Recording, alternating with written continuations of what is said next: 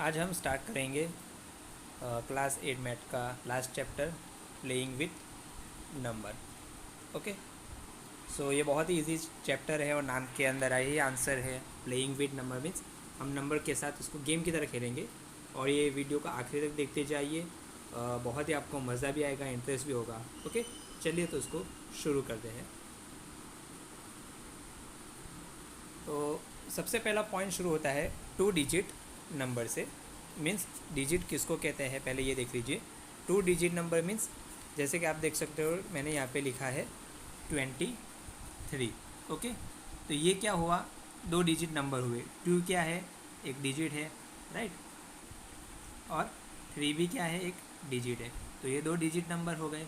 Okay, अगर 2, 3, 4 तो ये क्या हो गए, 3 डिजिट नंबर। ओके, सो ये 2 और 3, ये क्या लिखा है मैंने 23, ये 2 डिजिट नंबर है 23। ओके, अब मुझे 23 को 2 पार्ट के अंदर लिखना है, तो मैं कैसे लिखूँगा, एक 20 + 3, राइट, इस तरीके से लिखूँगा। तो ये भी क्या आंसर मिलेगा हमें 23। अब इसी 20 को मैं और डिवाइड करता हूँ तो इसको क्या, और ये क्या हो जाएगा 10 × 2 और ये +3। ओके, मीन्स ऐसा लिख सकता हूँ 2 × 10 + 3 which is equal to 23। Okay, तो ये हो गया 2 डिजिट नंबर का फॉर्म। 2 × 10 + 3 = 23। इस तरीके से भी मैं लिख सकता हूँ। अब देखिए तो इसका फॉर्म कैसे होगा 2 डिजिट नंबर का। अब ये जो 23 है, 23, अब मुझे उसको वे अल्फ़ाबेट के अंदर लिखना है। तो 2 की वैल्यू क्या हो जाएगी, ए हो जाएगी। अगर मैं इसको ए लिखता हूँ और 3 को बी लिखता हूँ तो फॉर्म उसका कैसे बनेगा 10a + b। ए की वैल्यू क्या है 2 है, राइट, 10 × 2 प्लस बी की वैल्यू क्या है 3। ओके, तो मैंने क्या किया है कि डिजिट को वैल्यू में बताई कि ए की वैल्यू क्या है 2 है और बी की वैल्यू क्या है 3 है। ओके, समझ गए। देखो ये और एक बार फिर से समझा देता हूँ कि ए की वैल्यू क्या है 2 है और बी की वैल्यू क्या है 3 है, और ये उसका फॉर्म है, राइट। इस फॉर्म में हमें इसको बताना है। तो ए की वैल्यू 2 है तो 10 × 2 क्या हो जाएगा 20, और बी की वैल्यू 3 है तो ये क्या हो जाएगा 23। हमारा आंसर आ गया 23। मीन्स इससे पता क्या चलता है कि कोई भी 2 डिजिट नंबर है उसको हमें ये फॉर्म में भी उसको लिख सकते हैं, 2 डिजिट। जैसे कि फॉर एग्जांपल 50। ओके, तो 5 क्या है, 5 की वैल्यू ए है और बी की वैल्यू क्या है 0 है, राइट। अब ये फॉर्म में मुझे लिखना है तो आंसर क्या आएगा वो चेक करते हैं। तो 10 × a, 10 × a की वैल्यू क्या है 5, राइट, प्लस बी की वैल्यू क्या है 0, तो ये क्या हो जाएगा हमारा आंसर 50। ओके, तो ये सिर्फ एप्लीकेबल है 2 डिजिट नंबर के लिए। यहाँ पे देखो और एक एग्जांपल मैंने दिया है 64 का। 6 की वैल्यू क्या है ए है और 4 की वैल्यू क्या है बी है। अब ये फॉर्म में लिखूँगा 10 × 6, ये वाले फॉर्म में, राइट। तो 10 × 6 + 4, तो ये क्या हो जाएगा 60 + 4 = 64। क्लियर। तो ये हो गया 2 डिजिट के लिए, राइट। अब 3 डिजिट के लिए किस तरीके से हम लिख सकते हैं चेक कर लेते हैं। तो समझे कि ये हमारे पास है 243, राइट, 243 है। तो 243 को मैं और स्प्लिट करता हूँ तो 200 लिख सकता हूँ, राइट। 4 + 40, ओके, +3, तो ये भी क्या हो जाएगा 243। और मैंने 200 को और 2 पार्ट में स्प्लिट किया है, 2 × 100, 40 को और स्प्लिट किया है तो ये क्या हो जाएगा 4 × 10, राइट, +3, तो ये भी क्या हो जाएगा 243।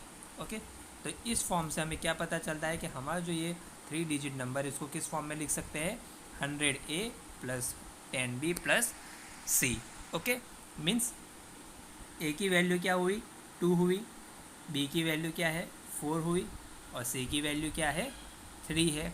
अब ये जो तीनों वैल्यू है मैं इस फॉर्म में लिखूँगा। सो 100 × 2, 100 × 2, राइट, प्लस 10 × 4 प्लस सी की वैल्यू क्या है 3, तो 100 × 2 = 200, 10 × 4 = 240 और प्लस 3 करेंगे तो आपको क्या आंसर मिलेगा 243। क्लियर। तो ये होता है 3 डिजिट नंबर के लिए। ओके, तो इस तरीके से इसको सॉल्व करना है।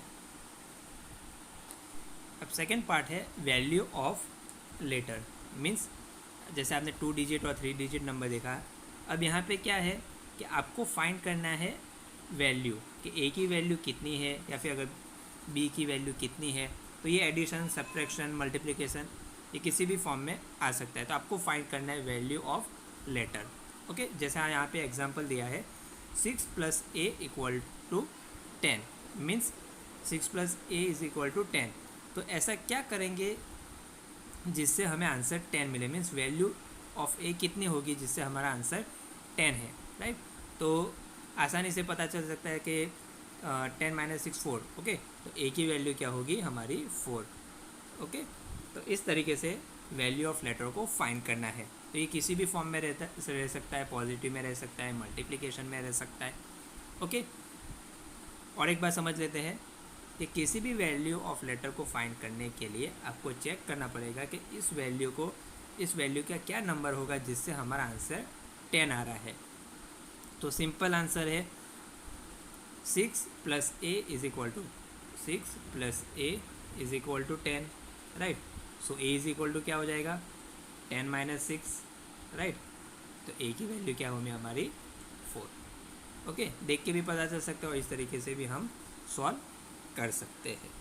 ओके, और एक एग्जांपल लेते हैं 4a + 98 = CB3। ओके, इस तरीके से भी क्वेश्चन दे सकता है 4a + 98 = CB3। अब हमें क्या फाइंड करना है, a की वैल्यू फाइंड करना है, राइट, b की वैल्यू फाइंड करना है और c की वैल्यू फाइंड करना है। तो देखो यहाँ पे क्या लिखा हुआ है 3 लिखा हुआ है। तो ऐसा क्या करेंगे 8 के साथ क्या प्लस करेंगे जो नज़दीक में होगा जिसकी वैल्यू 3 आएगी। ओके, सो 8 + 2 10। ओके, नो आंसर नहीं आएगा। 8 + 5 ये कितना होता है 13, राइट। तो लास्ट डिजिट उसकी क्या है 3। तो ये हमें आंसर पता चल गया कि भाई ए की वैल्यू क्या है हमारी 5 है। क्लियर। अब यहाँ पे 1 है तो 1 हम इसको ऐड कर देंगे। 4 + 1 5, 5 + 9 14। ओके, मीन्स हमारा आंसर क्या आएगा 143। ओके, तो ए की वैल्यू तो हमें पता चल गई 5 है, सी की वैल्यू क्या रहेगी 1 रहेगी और बी की वैल्यू क्या रहेगी हमारी 4। Okay, clear. और एक बात समझ लेते हैं, बहुत इजी है, गेम की तरह इसको खेलना है। जैसे कि देखो यहाँ पे आंसर क्या हुआ है CB3 और हमें क्या फाइंड करना है ए की वैल्यू फाइंड करना है, बी की वैल्यू फाइंड करना है और सी की वैल्यू फाइंड करना है। तो ये 3 जो आखिरी डिजिट में है, तो ऐसा क्या करेंगे 8 के साथ प्लस क्या करेंगे, कौन सी वैल्यू को ऐड करेंगे जिससे हमें आंसर आखिरी में 3 मिले। तो यहाँ पे मैं लिख सकता हूँ 8 + 5 = 13, राइट। 8 + 5 = 13। तो आखिरी डिजिट क्या हमारी 3 है। ओके, अब ये 1 कैरी होगा, 4 + 1 = 5 + 4 + 9 = 14। ओके, तो सो 143 इज़ आवर आंसर। ओके, ये नीचे की वैल्यू क्या रहेगी हमारी 143, लेकिन यहाँ पे सी और बी की वैल्यू फाइंड करना है। तो सी की वैल्यू क्या हो जाएगी 1 और बी की वैल्यू हमारी हो जाएगी 4।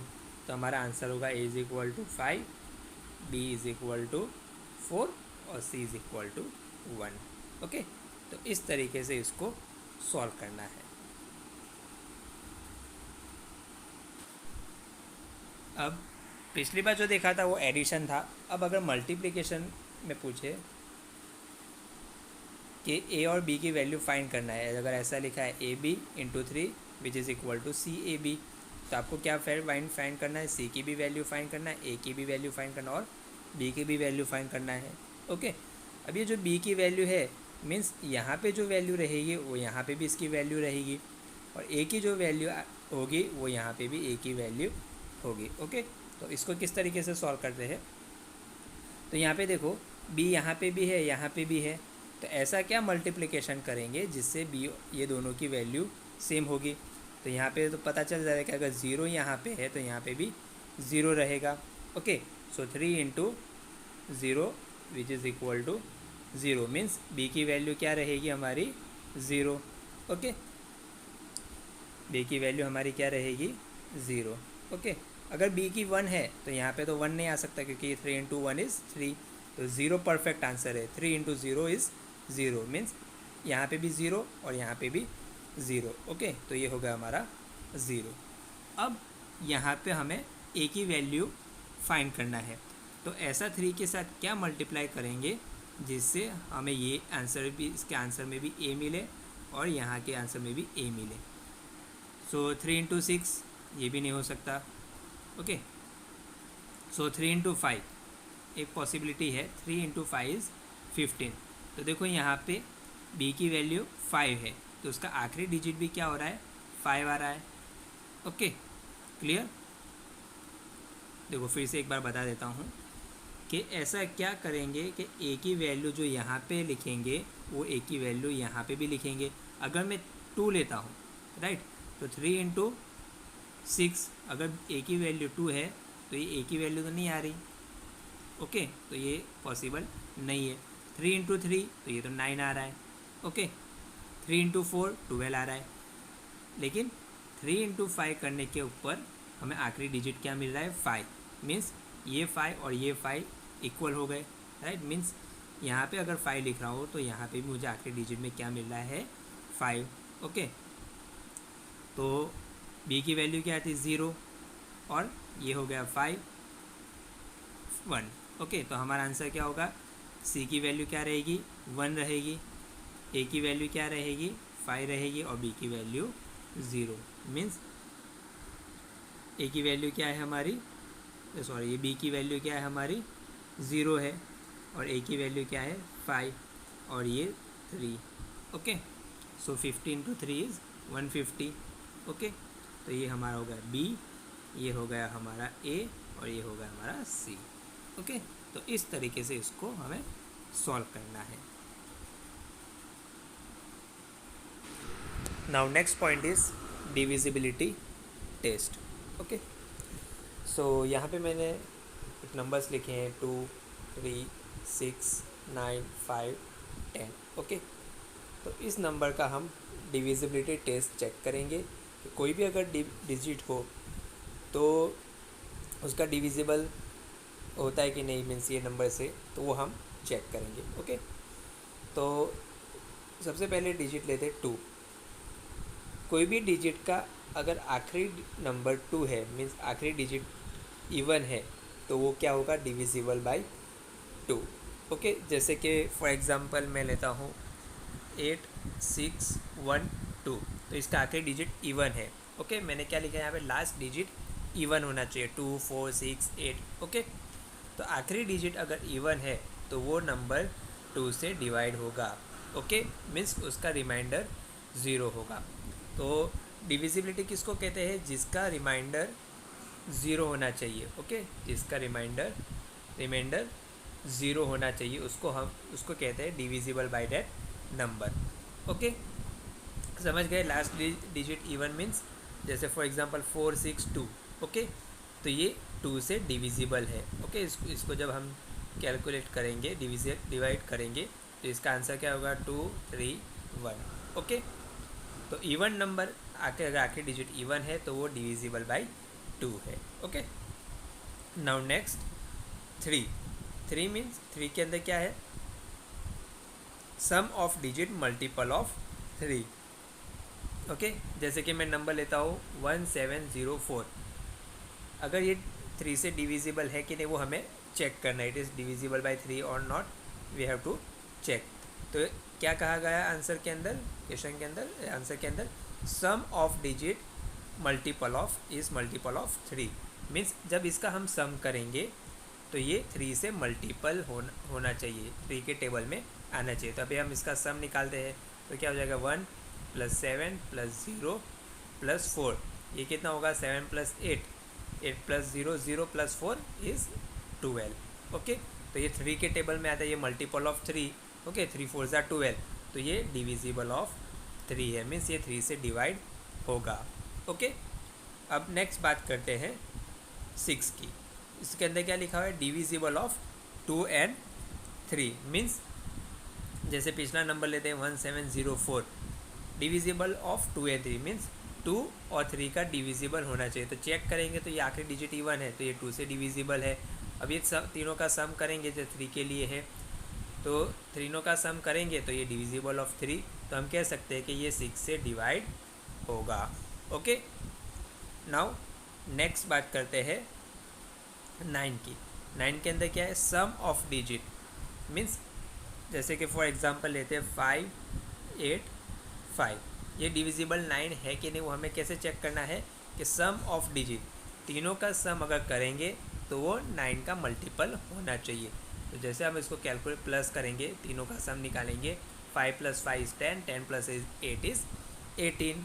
ओके, तो 18 जो है वो 9 के मल्टीपल में है, 9 × 2 = 18, 9 के टेबल में है, तो ये क्या है 9 से डिवाइड होगा means 585 will be divided by 9 means इसका रिमाइंडर 0 होगा। Okay, 585 is the divisible of 9। Okay, अब 5 के अंदर क्या है, लास्ट डिजिट मीन्स कोई भी नंबर हो अगर उसका लास्ट नंबर 5 या फिर 0 होगा तो वो 5 से डिविजिबल है मीन्स 5 से वो डिवाइड होगा। अगर 5 और 0 नहीं है तो वो डिविजिबल नहीं होगा। जैसे कि ये नंबर लेते हैं 585, तो आखिरी डिजिट क्या है उसकी 5 है। ओके, तो ये 5 से डिवाइड होगा। अगर 580 लेते हैं तो ये भी 5 से डिवाइड होगा क्योंकि आखिरी डिजिट 0 है। ओके, अब लास्ट बात करते हैं हम 10 की। ओके, 10 के अंदर क्या कहा गया कि अगर लास्ट डिजिट 0 है तो वो 10 से डिविजिबल होगा, वो 10 से डिवाइड होगा, अगर नहीं है तो नहीं होगा। ओके, तो ये होगा आपका डिविजिबिलिटी टेस्ट। ओके, और एक न्यूमेरिकल लेते हैं, जैसे मैं डिविजिबिलिटी ऑफ टेस्ट चेक करने के लिए और एक न्यूमेरिकल लेते हैं। जैसे यहाँ पे लिखा गया 21/5। ओके, मीन्स 21/5 ये 9 से डिविजिबल है कि नहीं वो हमें चेक करना है।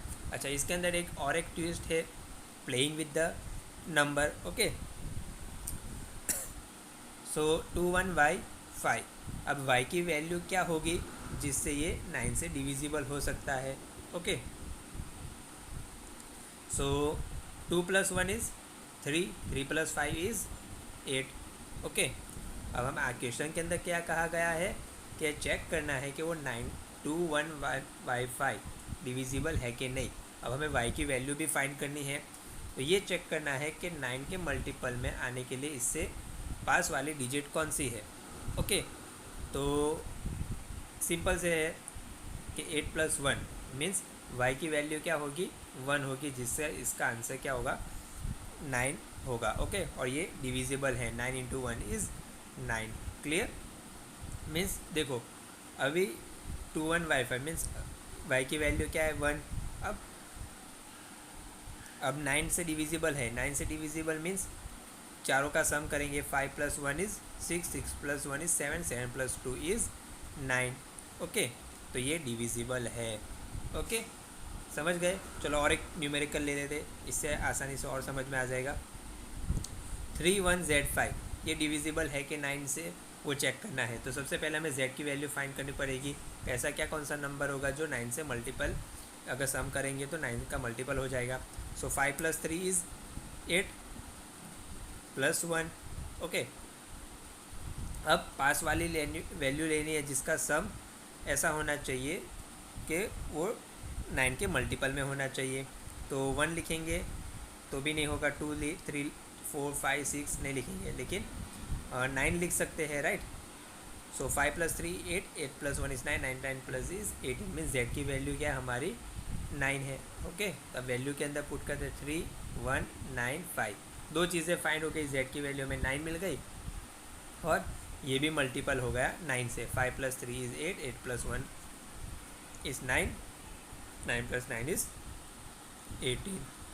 ओके, तो ये भी क्या है 9 से 9 का यानी ये 9 से डिविजिबल है। ओके, तो इस तरीके से प्लेइंग विद नंबर को यानी सॉल्व करते हैं।